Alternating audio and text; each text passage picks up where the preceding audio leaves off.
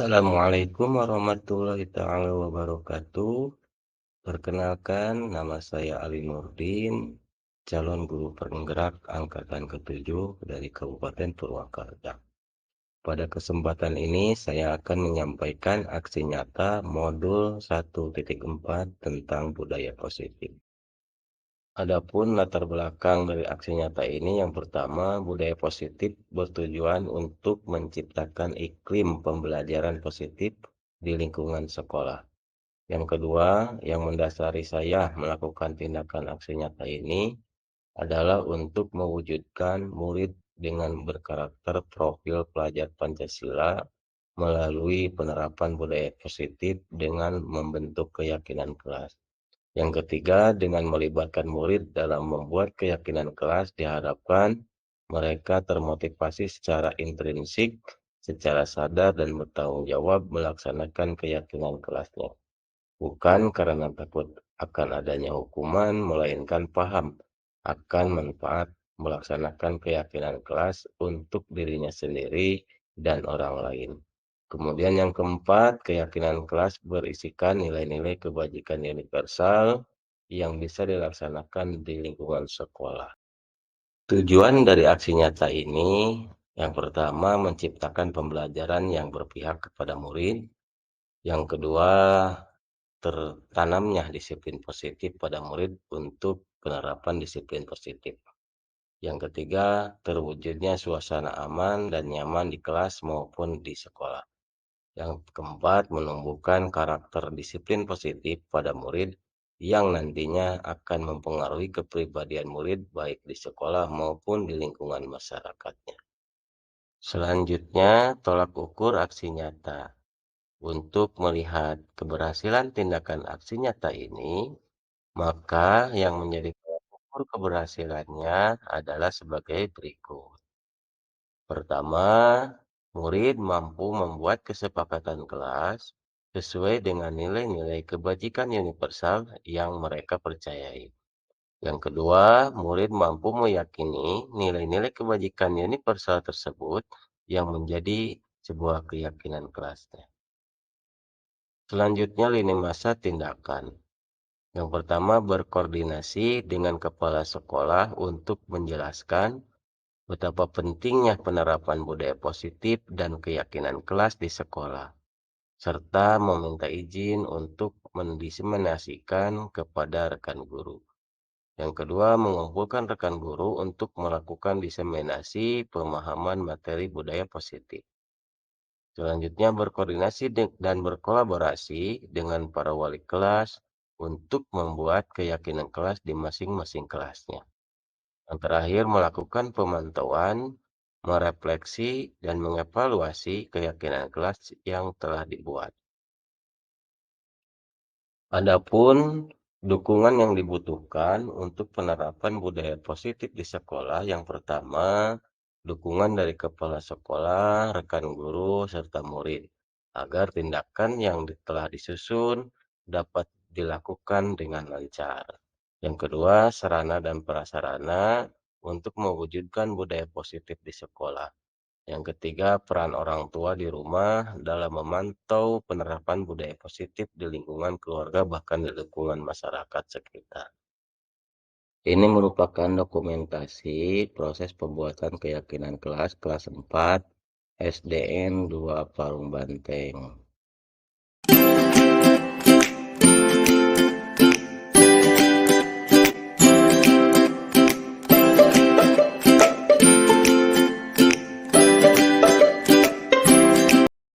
Berikut ini merupakan kegiatan diseminasi di Sekolah SDN 2 Parung Banteng mengenai pemahaman dan penerapan budaya positif.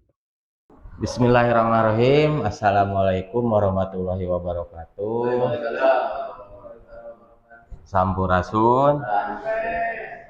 Hatur nuhun ka Bapak Ibu guru anu parantos biasa berkolaborasi kalau dalam bahasa guru penggerak itu untuk mewujudkan semua harapan yang kita cita-citakan. Yang saya hormati Bapak Kepala Sekolah UPTD SDN 2 Parung Banteng juga alhamdulillah sudah memberikan waktu kepada saya untuk menyampaikan pengalaman saya dalam program pendidikan guru penggerak. Bapak dan Ibu guru hebat SDN 2 Parung Banteng, alhamdulillah saya sekarang sedang melaksanakan pendidikan guru penggerak dan sudah di akhir modul 1 tentang budaya positif. Kemudian saya diberikan tugas untuk menyampaikan tentang aksi nyata modul 1.4 budaya positif. Budaya positif di sini adalah kebiasaan-kebiasaan ya yang sudah kita terapkan di sekolah dan cara menerapkannya kepada siswa. Kemudian ini tema hari ini adalah, izinkan saya berdiri, Bapak dan Ibu, diseminasi pemahaman dan pengalaman.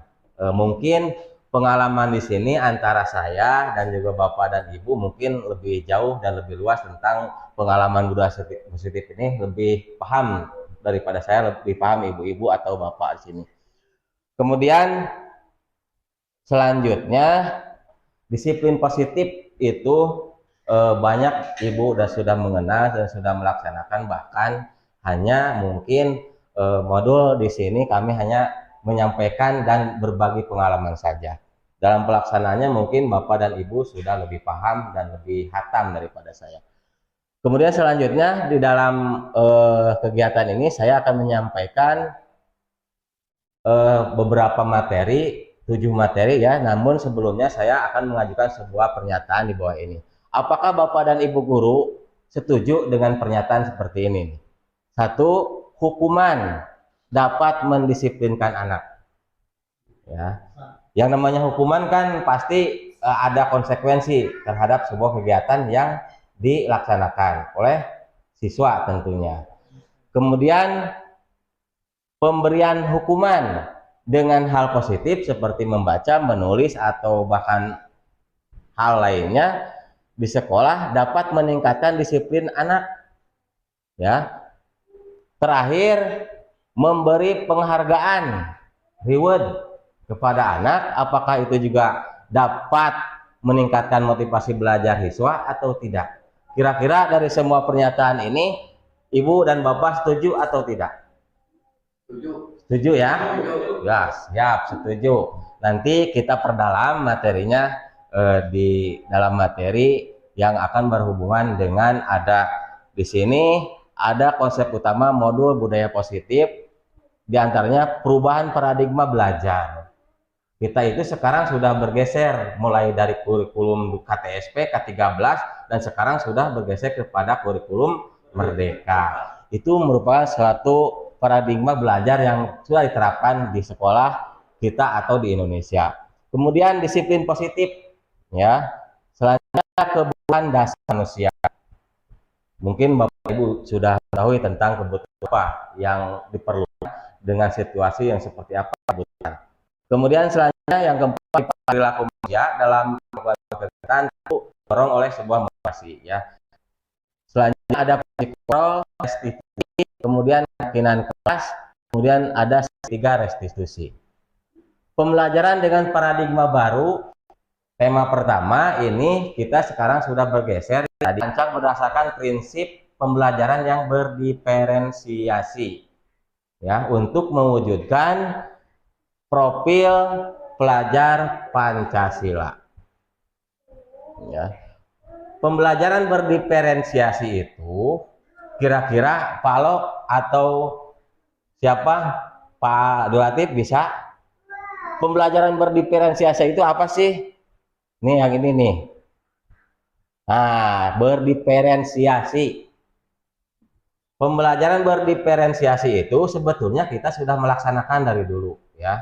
Namun hanya saja kata-katanya baru dikenal dan dipahami oleh kita hanya sekarang saja. Sebetulnya kita sudah melaksanakan.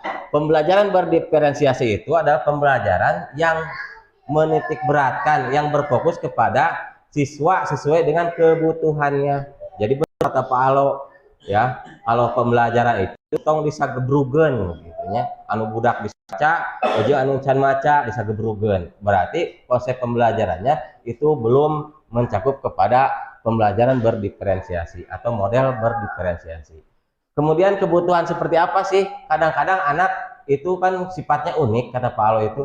Ya Pak Uku, sifat anak itu unik gitu kan. Berangkat dari rumahnya terkadang mereka itu ada yang semangat, ada yang tidak, ada yang sudah makan, ada yang belum, kan unik sifatnya. Ketika ada di kelas, kemungkinan kebutuhan belajar mereka akan berbeda.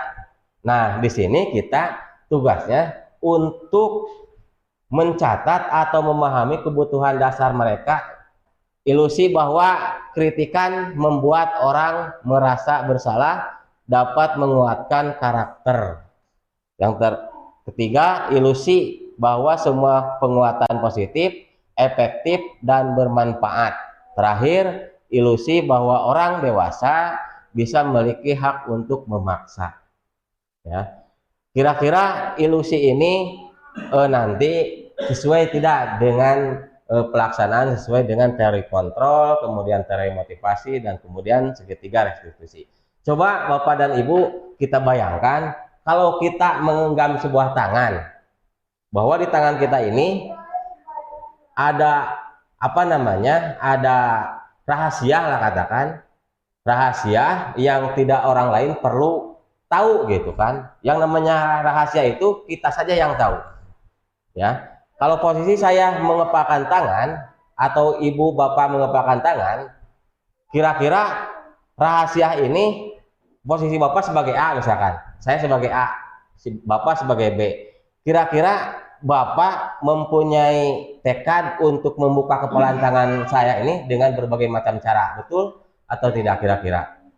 Karena kalau misalkan Pak tolong dibuka tangannya, tanpa alasan yang kuat, saya tidak akan membuka kepalan tangan saya.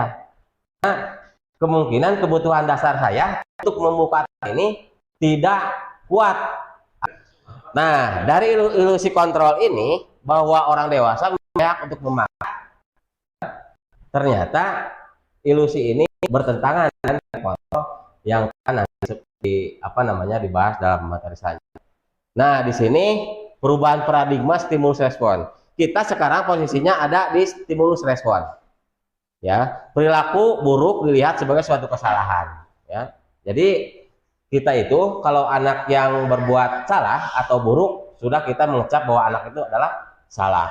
Sementara teori kontrol menyebutkan bahwa semua perilaku memiliki tujuan. Kemudian orang lain bisa mengontrol saya kalau menurut stimulus respon.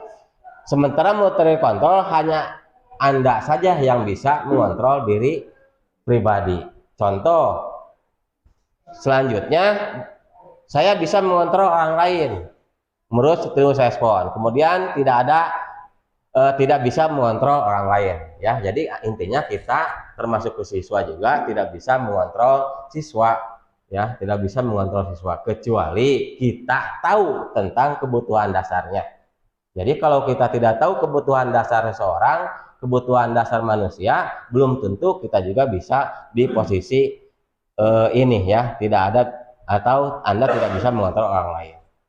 Selanjutnya, disiplin positif.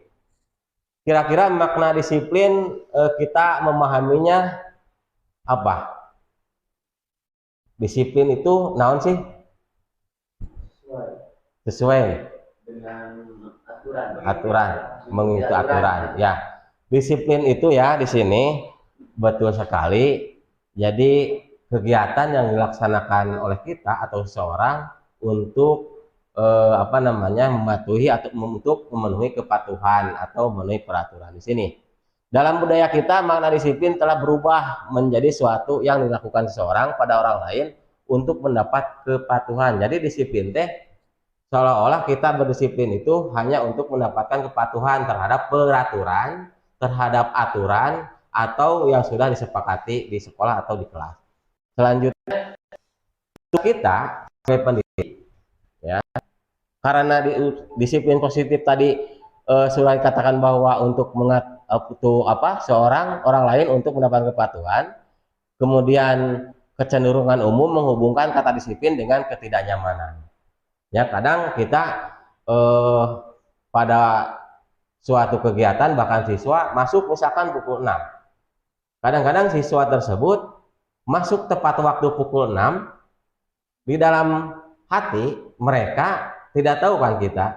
Kadang-kadang karena mereka takut akan sanksi yang diberikan, kadang-kadang takut akan diceramahi oleh guru, kadang-kadang takut untuk disetrap dan sebagainya. Nah, dari semua kegiatan itu, kita di sini sebagai pendidik tugasnya untuk menumbuhkan disiplin positif yang berasal dari dalam diri peserta didik atau diri sendiri, atau disebut dengan motivasi intrinsik. Karena motivasi intrinsik itu bersifat keyakinan. Contoh, kalau misalkan Pak Alo sembahyang tidak tidak diperintah oleh, tidak diatur oleh manusia, tidak diatur oleh tetangga, tapi selalu melaksanakan. Itulah disebut dengan keyakinan karena akan ketaatan kepada Tuhan. Nah, kita juga di sini dituntut untuk siswa itu untuk menerapkan disiplin positif yang timbul dari diri siswa. Kemudian selanjutnya, ya, kebutuhan dasar manusia diambil ini dari buku Diane Gossen, ya. Kalau di dalam platform Merdeka Mengajar itu ada di disiplin positif. Temanya, materinya sama dengan seperti ini. Kebutuhan dasar itu ada yang kebutuhan dasar untuk bertahan hidup, ada kasih sayang dan rasa diterima, kemudian penguasaan, kebebasan, kesenangan. Berarti ada 5, ya. Menurut Diane Gossen, bahwa kalau kita dulu di SMP, SMA itu ada ya tentang kebutuhan manusia, kebutuhan primer, sekunder, tersier dan sebagainya. Nah, di sini lebih khusus tentang anak atau pendidik itu kebutuhan dasar manusia itu bertahan. Kebutuhan bertahan hidup ini bersifat fisiologis atau bersifat dengan kebutuhan, contoh makan, minum, tempat tinggal, kesehatan, pakaian. Sementara kebutuhan-kebutuhan yang lainnya, kasih sayang, penguasaan, kebebasan, kesenangan, ini bersifat psikologis atau bersifat kejiwaan yang menyentuh dalam hati mereka. Selanjutnya, ini bisa dilewat. Nah, kebutuhan hidup, bertahan hidup ini seperti ini. Lanjut. Sudah paham ya Bapak, Ibu tentang kebutuhan dasar manusia. Kasih sayang, berarti kasih sayang teh seperti gimana sih kebutuhan dasar manusia kasih sayang? Kalau penguasaan, kesenangan, ini kesenangan. Penguasaan, kebutuhan akan kemandirian, otonomi, memiliki pilihan maupun mengendalikan arah hidup seseorang. Jadi kalau seorang anak bisa mengendalikan seorang guru, berarti kebutuhan dasar yang harus kita berikan ke mereka itu adalah kebutuhan tentang penguasaan. Kemudian kesenangan tentu, ya, kesenangan itu sudah jelas ketika mereka tidak senang di sekolah sih penyebabnya teh gitu kan. Mereka tidak belajar senang di kelas gitu. Kemudian penguasaan sudah. Mari kita simak kasus di bawah ini, Bapak. Dinda adalah seorang anak kelas 4 SD. Begitu tiba di rumah, dari sekolah menangis dan mengadu kepada ibunya bahwa Dinda, bukan dia itu ya, maaf, ini bukan dia. Dinda benci kepada Pak Ali gurunya. Kenapa? Karena kebutuhan apa yang diperlukan Dinda ketika Dinda berkata seperti ini, ya. Dinda pulang dari sekolah teh ngamuk, nangis kepada ibunya karena tidak senang dengan gurunya, yaitu Pak Ali. Kebutuhan apa yang berusaha dipenuhi oleh Dinda jika jawabannya seperti ini? Jadi si Dinda teh kunaon sih jawabannya teh ka ibuna teh loba macam-macam. Apakah kebutuhan penguasaan atau kebutuhan cinta dan kasih sayang? Apakah kebutuhan kebebasan atau kebutuhan kesenangan? Dinda kunaon nangis, cek ibuna teh. Aku bilang, aku tidak boleh bersenandung sewaktu mengerjakan tugas. Katanya kelas harus tenang, tidak ada suara, kan nggak seru jadinya. Kira-kira ini kebutuhan yang mana? Kebebasan, ya. Selanjutnya nanti kita bisa dilihat kesenangan, ya. Jadi siswa di sini tidak merasa senang, nyanyi-nyanyi kecil ya, misalnya dicarekan ya. Di sini katanya harus tenang, tidak ada, kan nggak seru jadinya ya. Jadi kesenangan ya. Selanjutnya, Bapak tidak menyapaku hari ini padahal aku pandai pakai sepatu baru. Osok tarabu? Hah? Ya. Osok tarabu nyapa gitu tah. Ubah sepatuna anyar gitu osok ya. Nah, berarti kebutuhan yang diberikan ke siswa sudah tersampaikan. Ini adalah kebutuhan cinta dan kasih sayang ya. Kemudian aku sebel, gambarku tidak rapi, malah ditunjukkan ke teman-temanku di depan kelas. Nggak mah rapi, tunjukkan, hey, iya gambar si Dinda, kurma terapi, gotek ditunjukkan. Nah, sehingga Dinda nangis ke orang tuanya. Kira-kira ini adalah kebutuhan penguasaan, betul ya, penguasaan. Penguasaan akan kebutuhan diberikan. Berarti mun gotek tong ditemong-temong ke batur karena siswa merasa tidak nyaman di dalam hidupnya atau di dalam kelas sudah ditemongkan gitu kan. Bisa dibully nantinya. Terakhir, ini pasti Bapak Ibu sudah pada paham. Aku bosan, masa belajarnya cuma gitu-gitu aja. Berarti satu lagi tinggal kebebasan ya. Karena tadi kita paradigma baru itu digeser pembelajarannya melalui disiplin positif, melalui model pembelajaran berdiferensiasi atau model pembelajaran sesuai dengan kebutuhan siswa ya. Baik Bapak Ibu, lanjut ke materi tentang motivasi perilaku manusia. Motivasi itu kira-kira Bapak Ibu mangkat ke motivasi beragam ya, beragam. Siswa motivasi berangkat ke sekolah ada yang pagi sekali, beragam. Di sini saya akan berbagi tentang motivasi perilaku manusia. Di sini ada yang satu itu tentang untuk menghindari ketidaknyamanan atau hukuman. Ya, kemungkinan siswa datang pagi itu karena tidak mau dihukum atau tidak mau disetrap. Itu motivasi manusia menurut Diane Gossen ya. Kita berangkat ke seminar, contoh misalkan Bapak Ibu guru ada seminar di Pemda, mangkatnya pengen pagi-pagi, motivasinya naon? Bisa jadi motivasi dari 10 orang itu masuk ke dalam motivasi ini, bisa jadi ya. Motivasi ini yang nomor 1 ini adalah motivasi terendah ya, motivasi terendah di dalam diri manusia ya, motivasi terendah. Saya yakin Bapak dan Ibu guru tidak masuk ke dalam motivasi.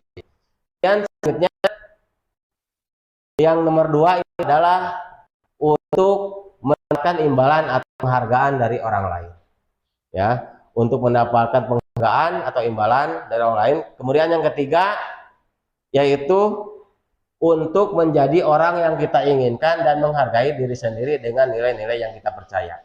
Nah, motivasi yang dikembangkan di dalam Merdeka Belajar atau paradigma baru itu adalah yang ketiga ini ya, tentang menjadi orang yang kita inginkan dan menghargai diri sendiri dengan nilai-nilai yang kita yakini.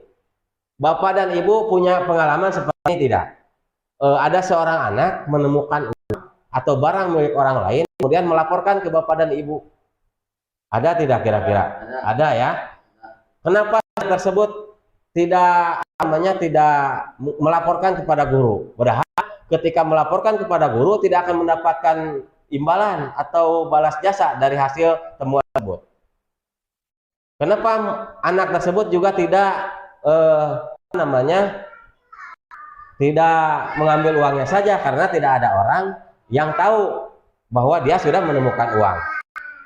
Mungkin nilai terkandung dalam anak tersebut ini menjadi orang yang diinginkannya, karena kemungkinan nilai universal atau nilai kebaikan sudah tertanam di dalam mereka, karena mereka tidak ingin mengambil hak yang bukan haknya.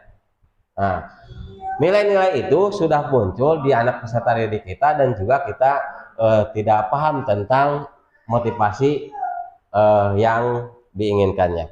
Selanjutnya ini bisa dilewat.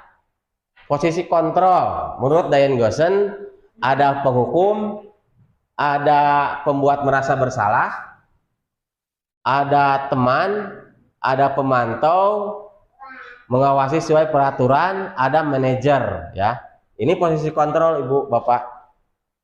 Penghukum itu sudah jelas ya, pasti menyakitkan fisik maupun verbal ya. Kemudian pembuat rasa bersalah seolah-olah anak itu sangat melakukan kegiatan negatif, kurang teh disalahkan, dibawa ke alam sadar mereka bahwa ya kuma gitu ya. Kemudian sebagai teman ini upaya kontrol murid melalui persuasi posisi cenderung akrab sebagai teman. Nggak apa-apa, itu kan anaknya baik. Ya udah saya Bapak maafkan ya hari ini. Selanjutnya kemudian jangan mengulangi lagi ya, itu sebagai teman. Selanjutnya di sini ada contoh video posisi kontrol yang sudah dilaksanakan oleh guru. Di sini posisi penghukum.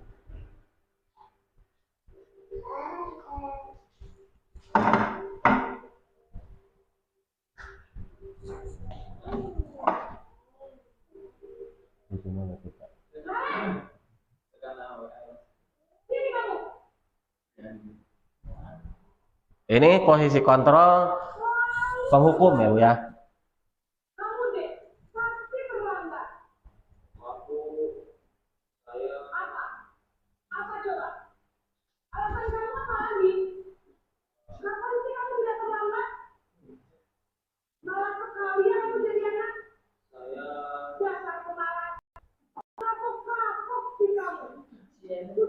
Nada dan suaranya cenderung menyalahkan. Kemudian dikasih hukuman, disuruh keliling lapangan.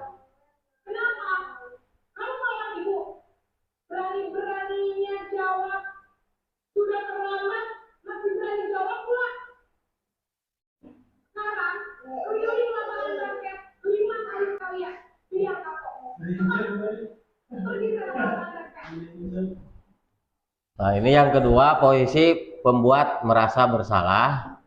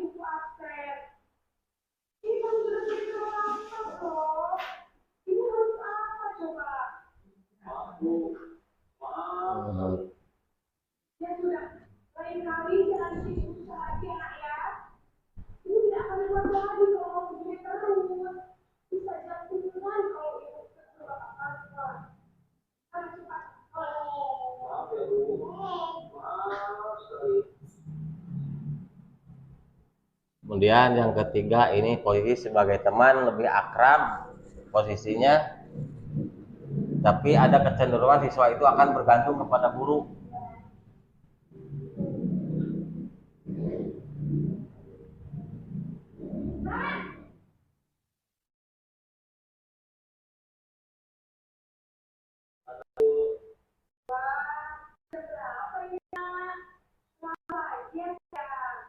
Iya Bu, habis guru saya lupa bawa saya Bu. Kamu malah nyalakan ibu kamu. Kamu bukan anak yang lari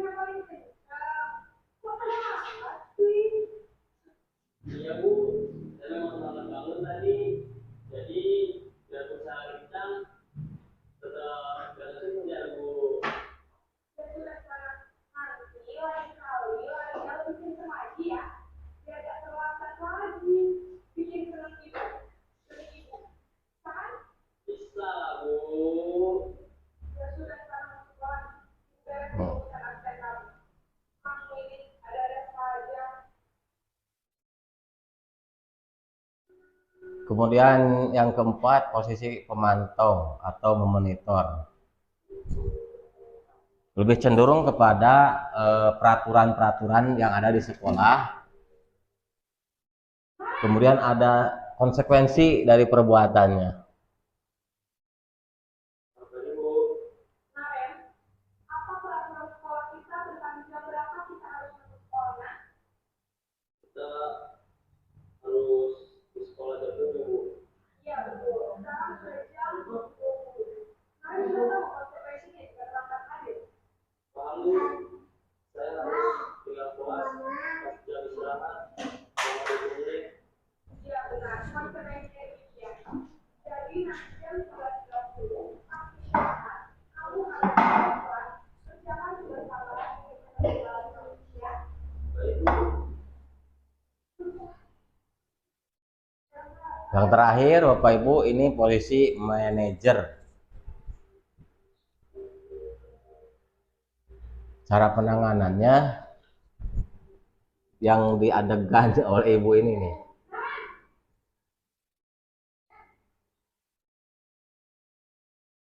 Bapak Ibu, Selamat pagi Ryan. Pak Bu, saya terlambat. Iya, sekolah masuknya jam 10, sekarang sudah jam 7.20. Jadi sekarang bagaimana ini, Ryan? Maaf, Bu, saya lupa ke alarm saya semalam. Baiklah, menurut kamu, keyakinan sekolah yang mana yang perlu kamu tingkatkan? Hari sendiri dan orang lain, Bu. Jadi, apakah Anda meyakini prinsip saling menghormati tersebut? Iya, Bu, saya meyakininya. Apakah kalian bersedia sebagai masalah keterlambatan ini? Bersedia, Bu. Gimana kalau kalian masalah keterlambatan ini? Saya untuk tidak ulangnya alarm saya. Baik, kalau kalian mau beralaman di rumah, ada orang yang tidak bisa menyenangkan tidak? Ada kata saya, Kak Emma, Ada lagi selain KM? selain Kak Emma, ada ibu saya. Baik, jadi yang mengingatkan Anda adalah Kak Emma dan Ibu Kalian. Kira-kira akan mulai ke alam apa kalian? Setelah pulang sekolah, akan segera saya lakukan. Baik, jadi Karen akan setel alarm untuk bangun besok pagi dan akan diingatkan oleh kakak dan ibu dan Karen ya. Ada lagi yang perlu dilakukan Karen agar tidak terlambat satu lagi. Tidak ada, Bu. Baik Karen, terima kasih untuk kerjasama kamu.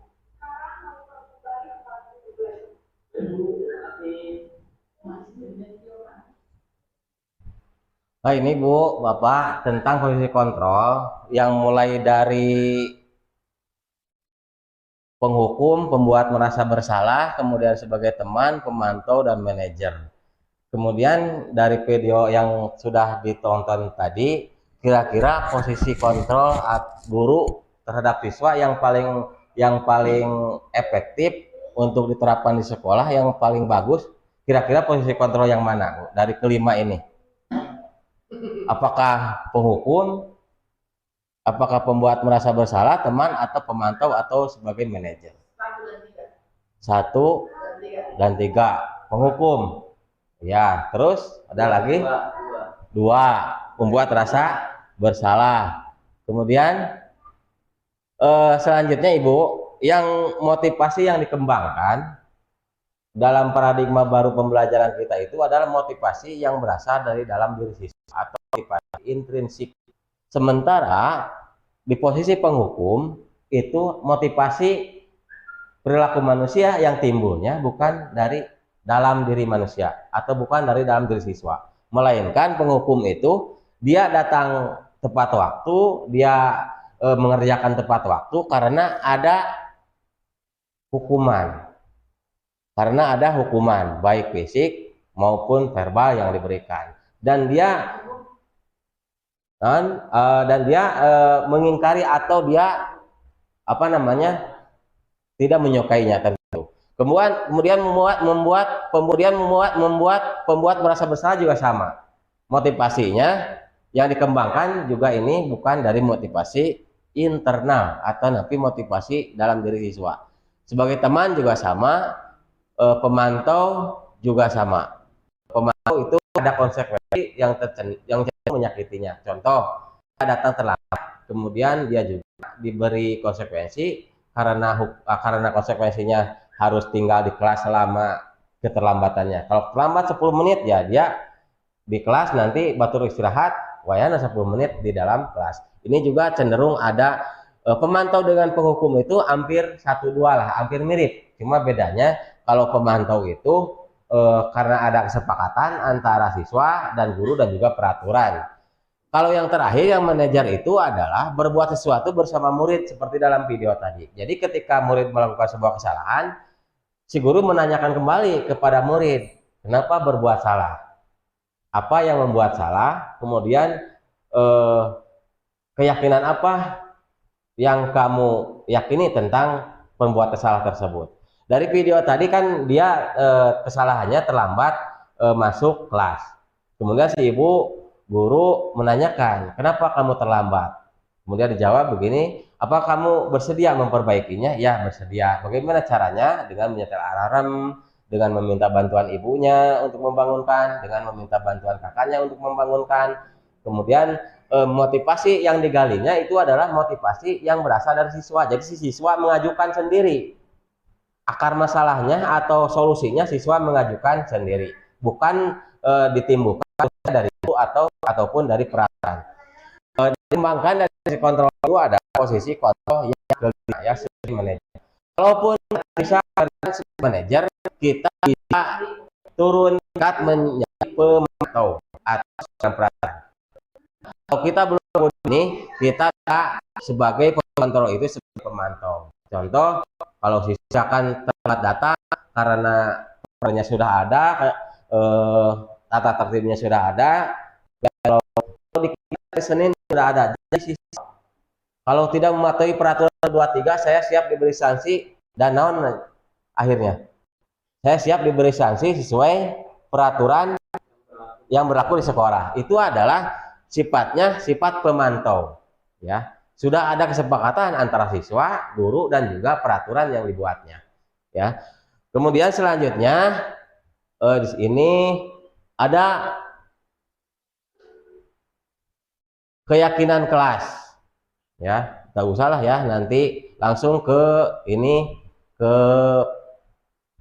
keyakinan kelas itu langsung ke keyakinan kelas itu ibu bapak seperti peraturan kelas, ya.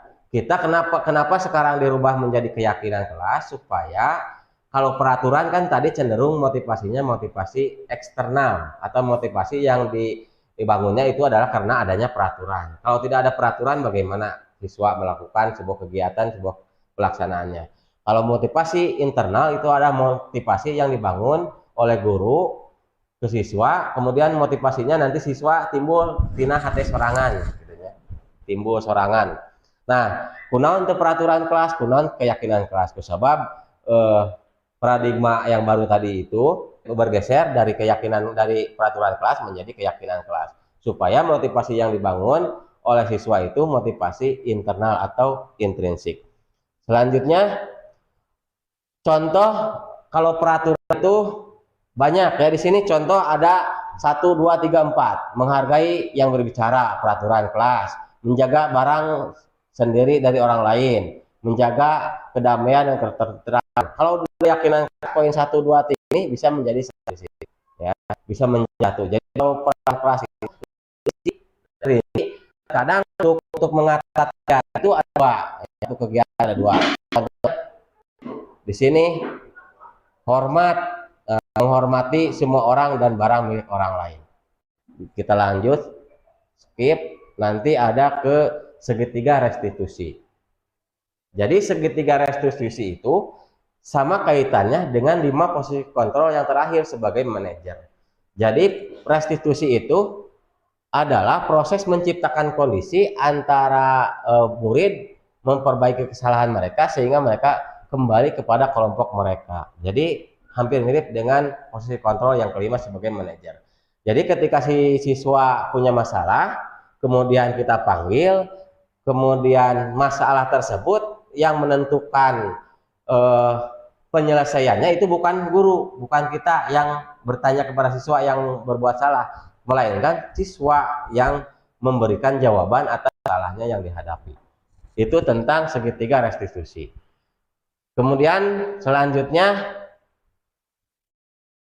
ini segitiga restitusi itu alurnya yang pertama ini Bu, Pak, ada segitiga restitusi pertama itu menstabilkan identitas. Jadi ketika siswa bersalah, kita kepada siswa jangan langsung menjas bersalah. Setiap orang pasti pernah melakukan kesalahan. Menurut posisi kontrol, setiap tujuan, setiap perilaku itu punya tujuan. Ini setiap orang pasti mempunyai atau pernah melakukan kesalahan. Kemudian kamu bukan satu-satunya yang pernah melakukan kesalahan tersebut. Ya, itu adalah menstabilkan identitas agar siswa tidak terlalu grogi atau tidak terlalu merasa bersalah. Yang kedua itu adalah validasi tindakan yang salah. Validasi tindakan salah itu adalah contohnya, kunaon sih berbuat salah seperti itu, kenapa kamu melakukannya, kemudian apa yang melatari belakangi kamu melakukan tindakan seperti itu. Pertanyaannya bisa kamu tentu punya alasan mengapa melakukan kegiatan itu. Ya. Kemudian selanjutnya yang terakhir, posisi terakhir yaitu menanyakan keyakinan. Tadi si ibu waktu melaksanakan posisi kontrol sebagai manajer menanyakan keyakinan apa yang sudah dilanggar siswa, yaitu tidak menghormati diri sendiri dan orang lain karena sudah terlambat masuk sekolah. Nah, di sini kemudian kamu ingin menjadi orang yang seperti apa? Tadi di posisi kontrol sudah mengacu kepada posisi segitiga restitusi. Selanjutnya ini adalah video yang telah saya buat, namun banyak kekurangan, mohon maaf, yang sesuai dengan pelaksanaan segitiga restitusi. Video ini diambil skenarionya diambil dari tugas yang diberikan kepada kami untuk melakukan praktek tentang permasalahan yang menggunakan atau menerapkan proses segitiga restitusi.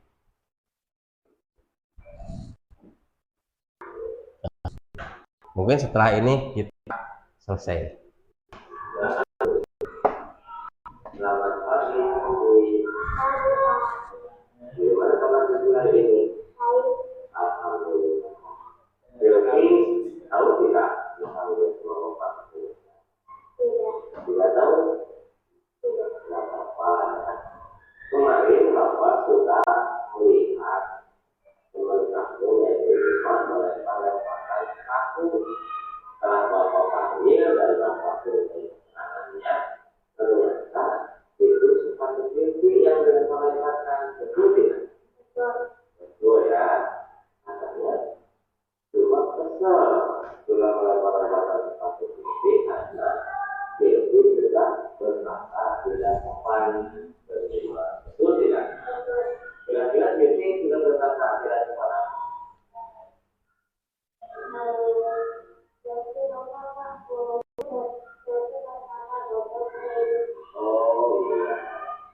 Proses menstabilkan identitasnya di sini. Perkataan Silvi itu sudah benar apa salah? Salah ya. Setuju ya. Perkataan Silvi itu setuju ya. Setuju. Tidak apa-apa ya. Silvi membuat salah tidak apa-apa. Karena setiap orang juga pernah berbuat salah. Bahkan dengan kamu juga kemarin ada yang berkata tidak sopan. Bahkan Bapak juga pernah mengalami kesalahan tersebut. Selanjutnya Bapak bertanya, kenapa Silvi berkata tidak sopan atau mengatai Silva dengan kata sopan?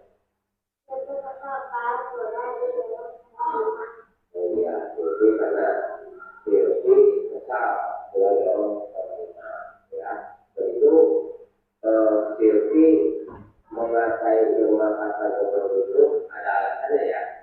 Ada alasannya, coba alasannya apa? Oh iya, bela diri ya, maka Silvi diam saja. Tentu Bapak juga akan bela diri kan. Kalau ada orang yang menyerang Bapak dan Bapak diam saja, pasti bela diri. Kemudian menurut Silvi, dengan apa yang sudah dilanggar oleh Silvi menurut kita? Karena tidak sopan, tidak menghormati orang lain. Karena tidak sopan, itu sudah menghormati orang lain. Silvi yakin tidak? Kita harus berkata sopan dan juga harus menghormati orang lain. Yakin ya? Setuju? Setuju. Kedua, setuju. Setuju ya. Gimana ya? Setuju ya? Kalau Bapak juga setuju, kita itu harus lebih sopan. Ya, baik dengan teman, baik dengan orang tua, baik dengan guru, apalagi dengan semua orang yang akan. Dan juga kita harus menghormati orang lain. Ya. Karena kuncinya, kalau kita tidak menghormati orang lain, kita juga tidak akan dihormati oleh orang lain. Kira-kira Silvi mau tidak memperbaiki kesalahan dengan cara apa Silvi memperbaiki kesalahan? Terima terus lagi.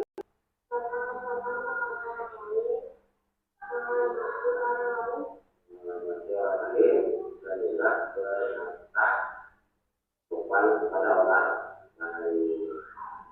Jadi kalau misalkan ini sudah berbuat menghormati orang lain, kalau sudah meminta maaf terima, kalau sudah melakukan diri, sudah ya, sudah bisa menghormati orang lain, harus orang. Kemudian selanjutnya itu juga harus tetap Ya mungkin Ibu, Bapak itulah yang disampaikan dalam materi budaya positif ini. Terakhir mungkin dari saya cukupkan sekian. Terima kasih yang sebesar-besarnya, terutama kepada Bapak Kepala Sekolah yang sudah memberikan waktu kepada saya untuk menyampaikan tentang disiplin positif yang sudah saya terima atau dapatkan dari pendidikan guru penggerak. Dan juga terima kasih banyak kepada Bapak Ibu guru semua. Mudah-mudahan selanjutnya ke depan Bapak Ibu guru karena lebih paham, lebih lebih fasih, lebih hatam dalam hal menerapkan budaya positif. Tentu tinggal bagaimana kita menjalankannya melalui kolaborasi di sini ya dengan semua guru. Tentunya kalau kita punya keinginan baik tidak bisa dijalankan, tidak bisa dilaksanakan oleh sendiri. Salah satu contoh kegiatan hal yang baik itu perlu dukungan dari kegiatan-kegiatan dari kelas-kelas yang lain. Salah satu contoh ada penanganan sampah di sekolah ini. Kalau penanganan sampah di sekolah ini 1, 4, 5, 6 kan bisa dikendalikan oleh guru masing-masing ya. Kalau 1, 2, 3 susah mengondisikannya. Itu kan harus perlu bantuan atau dorongan dari semua pihak itu di situ. Kemudian terakhir dari saya dicukupkan untuk materi hari ini tentang penyampaian budaya positif. Terima kasih. Wassalamualaikum warahmatullahi wabarakatuh.